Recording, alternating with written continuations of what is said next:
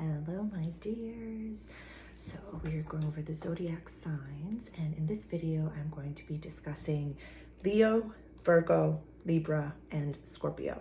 And we're discussing the unevolved sign, the evolving sign, and the evolved sign. And kind of this can work for your sun sign, or I don't even need to leave this disclaimer. We're just gonna keep going. So Leo, they are the lions of the zodiac. They are the ones in charge. They are fixed fire. So when we think of the Leo, when we think of the lion, we have to remember that the lion in the jungle, they are not the fastest, they are not the biggest, they are not the strongest animal in the lion kingdom or in the wild kingdom. They are the lion because of their energy, because of the way that they act, and they're revered, and their courage, and they are given the respect of the lion. So we have to remember, I'd gone off on a little bit of a tangent when it came to Gemini, so I'm not gonna, actually I am gonna go off on a little bit of a tangent. If you have a Leo in your life, give them more love and give them a little bit more praise than you think that they need, or that you think that, let me rephrase, that you think that like a general person would need, because their energy really appreciates that. Just let them know, give them good, probably, equivalent to if their love language was words of affirmation, give them a little pat on the back. If you have a kiddo that's a Leo, always just give them specific praise, or just say, hey, the way that you just did that thing right there was awesome. I appreciate it. I really appreciate you. So just give them extra praise, and it will just go leaps and bounds. And that is not to speak to their ego. We all have a negative ego and a positive ego. We all have an ego. We are running meat suits. We are running avatars that have an ego. So it's not that you're just praising them to placate them. Don't lie. To be like, oh my God, you're so good at this. But if you give credit where it's due with the Leo, but a little bit more verbal than you need. So with that being said, basic, unevolved Leo is going to only have an ego and not be able to see past it at all. They are going to, it's the, when someone's talking about themselves and talking about themselves, and they stop and they go, oh, I'm so sorry. What do you think of me? Tell me more. So that will be completely unevolved. They will not ask for, and it's very similar to the unevolved Aries that we had talked about, where our phrasing is I am. We can't see past our own nose. For the Leo, they can't see past their own selves, their own ego. So it could be, I'm adored at work, I'm adored in the family, I'm adored this, and they can't see it. The evolving and the growing Leo will have an ego death, but it will be not in the way that we go through consistent and constant ego deaths as we evolve and awaken. That will just be an every season, every week, every bit thing. But this will be a full incorporation of I am not my body. I'm not my body.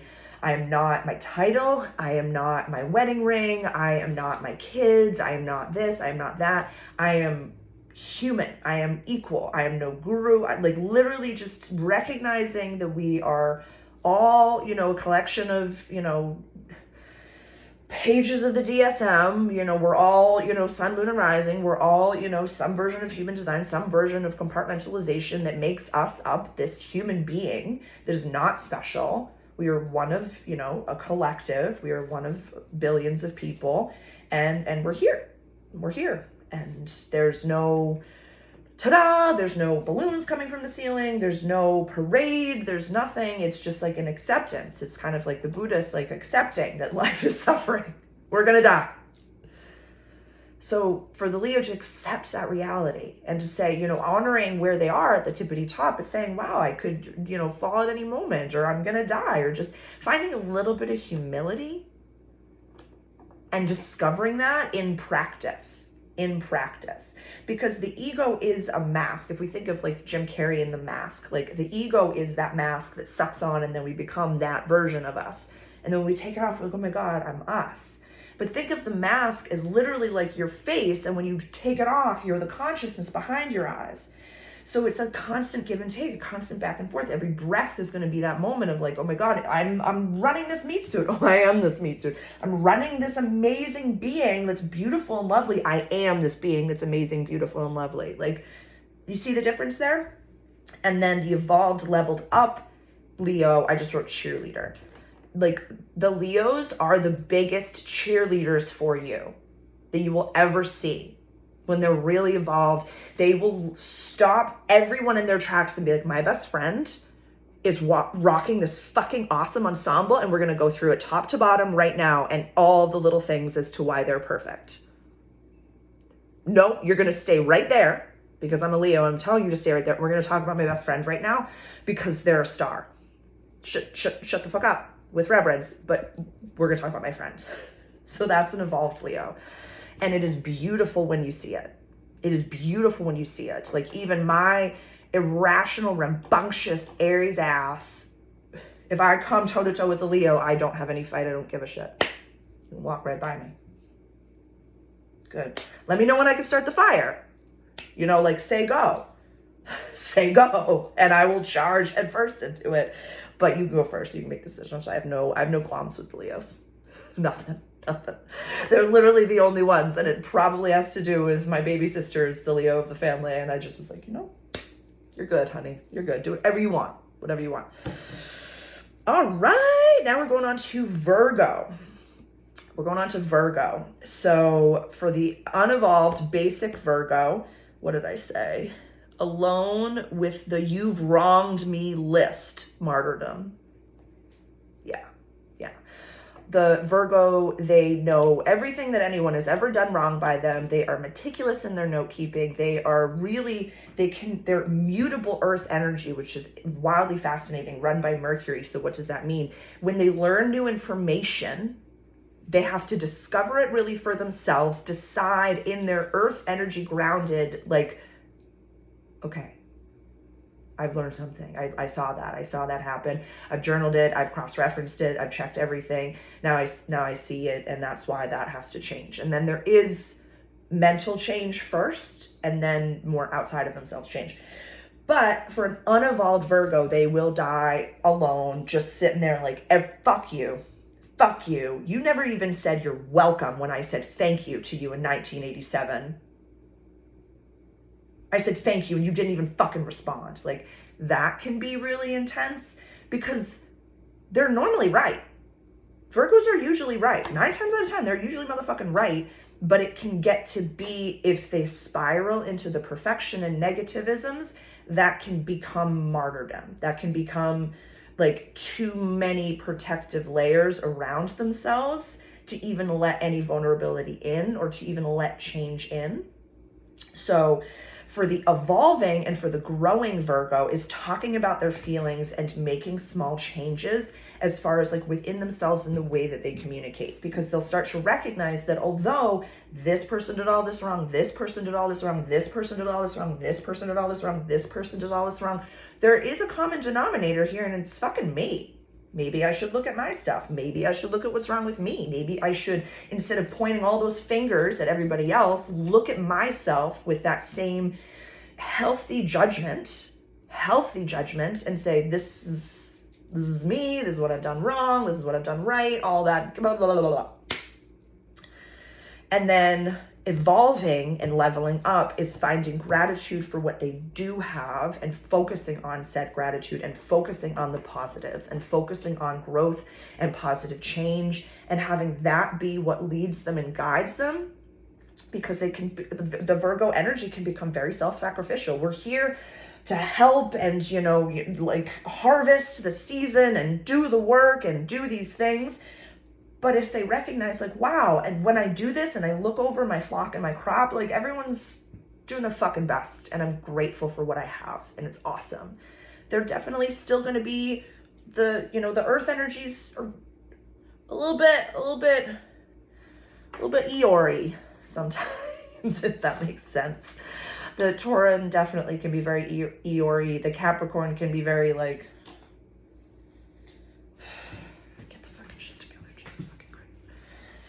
and the Virgo isn't as open and communicative because it's like, why fucking bother? So actually talking about the change and talking about what they're going through, communicating these types of things, and, you know, and listening for help. You know, other people might have a perspective and a journal that, you know, talks about something that had happened way back when in a way that could give you a different perspective. So maybe, you know, the Virgos could listen. That could be a new evolved way. That just came to me. Gratitude for what they do have, and listening and having someone else can hold space for you. Virgos. Yeah, someone else can hold space. Virgos, Cancers, you don't have to be the mom all the time of the group. Totally okay to be like, you know what, I kind of want to, you know, you just be a little fuzzy today. I don't want to have to hold space for everybody. You know, that's cool. The Libra. So we're now at the opposite. Libra is the opposite of Aries. So we've done the first 6, 1, 2, 3, 4, 5, 6. Yep. And now we're doing the second 6. So I apologize, Bob the Builder's out there building things. So if you hear that, that's what's going on. Some things are getting built outside. So Libra. What does this say? The unevolved basic perfectionist without, I can't even read my handwriting. Without the work, catty, glass towers. Perfectionist without the work, catty, glass towers. So the unevolved Libra, and they're so fucking beautiful. They're just absolutely the most beautiful, like Libra placements in every possible capacity. Libra moon, Libra sun, Libra rising. Like they're just dimples and just gorgeous. The fucking cherubs, they're just beautiful. So that can definitely, you know, become the only thing that they can see. It's, how do I even say this? The Libras is the scales. And so, as we know, the scales never like click and then there's like everything's balanced. It's a constant ebb and flow. So for an unevolved Libra, they will be working towards that perfection, but without the understanding that it will never happen. Working towards, you know, a perfect, like for lifting, for example, working towards a perfect squat formation is incredible, but you're not going to just find the perfect formation, squat once and be like, well, I never have to squat again. We did it. It's over. You perfect the act of it, And by perfecting the act of it, then we, you know, can level up from that. But if we get stuck in the things aren't perfect, fuck them, they're so gross, I need my aesthetic perfect, things aren't perfect out there, I'm just gonna stay in my little bubble, they can just get caught in that spiral. But then also the glass tower is like, well, you're gross, you're this. Literally think of someone in a glass tower walking around pointing at what's filthy down below, but never actually like dusting the tower. Like it's nice and clean because it's a glass tower and you don't let anybody in. And, you know, looking outside at like nature and dirt and leaves and the changing of seasons and, you know, like development might be messy, might look messy from the tower. But when you look outside of yourself and the mirror and the perfectionism, there might be a smudge on the glass. So like the unevolved is just looking at how we are gross. The evolving, I just wrote plays in the mud. An evolving Libra, like picture someone going through like their, you know, like their rom-com story and, you know, they lost the bake shop and they had to move in with mom and they're crying and they're miserable and now they're, you know, having their like rocky moment and they might have just like, they got caught in the rain and they just can't find their umbrella. This is such a Libra scene. And they just are like, I can't, my hair is getting wet and I just, they're finding a newspaper. I have my hanky here. So they're just like, I can't. An evolving Libra would eventually just jump in the puddles and get dirty and you know, like know that they can just dry clean the blouse and that the you know, perfect dry cleaner that they have will take care of it, and they'll just laugh in the absurdity of it and just laugh and have fun and say it doesn't matter. And the evolved accepts, a little mess and works with change, accepts a little mess and works with change. It's okay to not be perfect, and know that, you know, when it comes to partnerships and when it comes to work and environments, vibrationally, you need 10 out of 10. You need 10 out of 10. In this day and age, you need 10 out of 10. But you can accept someone as their imperfect self. Let me explain a little. When it comes to partnerships, I want, you know, when you define my partner is going to be compassionate, forward thinking, they, you know, will, whatever your, you know, key things are for your partner, make sure that they check 10 out of 10. But accept if, you know, maybe they don't put the dishes in the dishwasher the way that you want them to. That's okay. They put the dishes in the fucking dishwasher. And that's awesome. So accepting those little imperfections as far as life goes, and then making some decisions based on that, and just kind of letting there be a little bit of a flow. Like if someone is running 5 minutes late and they message you that they're running 5 minutes late, you don't have to be pissed off. They messaged that they're running 5 minutes late. If they didn't message that they're running 5 minutes late, then fucking get pissed off. That's totally fine. But accepting when people are communicating, are doing the things, are, you know, honoring the standards that you've set for yourself and the beings around you, but accept a little chaos, just a little bit, just a little bit. That's totally okie dokie. Scorpio. Okay, this is my rising sign. And my ascendant, my rising sign is conjunct my natal Pluto. If you don't know what that means, that's totally okie dokie. That's fine. It just means that, like, for Scorpio season for me, hits fucking hard. It's hard. It hit hard. We just came into Sag season. I'm happy for that. So let's see. A basic unevolved Scorpio is a mean witch that was badly burned. You know when you see those people that have, it's not just a resting bitch face. It's like almost this scowl of like, fucking try me. I've been burned before and I will eat you alive if you come close to me. Yeah, try me. Yeah. When really all they want is a fucking hug. Like on the inside of a Scorpio is a puppy that needs love. So, and basic unevolved Scorpio, and this is hitting my ego and my Scorpio rising hard, is, because I have said this before, and for a lot of my friends, you'll be able to attest to this, that don't turn yourself into the old abused pup at the pound that literally is like, all they need is love, but they're so old that they don't know what love feels like. They don't know what any of those things actually feel like. Don't become that version. That's the unevolved, is it's like mean, fucking, you've like just very, very in the deep, dark, and mysterious, and just in it, but identifying as it. I'm this way because that fucker fucked me over. That's unevolved. Evolving, I wrote comes down or comes up. You know, the first time I ever like intensely trip balls, the second I go up to my beautiful little, you know, happy place in the sky, it like kind of looks like if you've ever played Mario 64, like the floating island that had the Venus flytraps in it. It was like that, and it was presented kind of in the same way in like the Neverending Story, where like it parts and you see the castle and stuff like that. I hope that someone out there can see these two images together. But the first time I ever went up there, the first lesson that I was ever taught, like literally the first thing that I ever heard from my guides is, you can come up here whenever you want, but you always have to come back down again.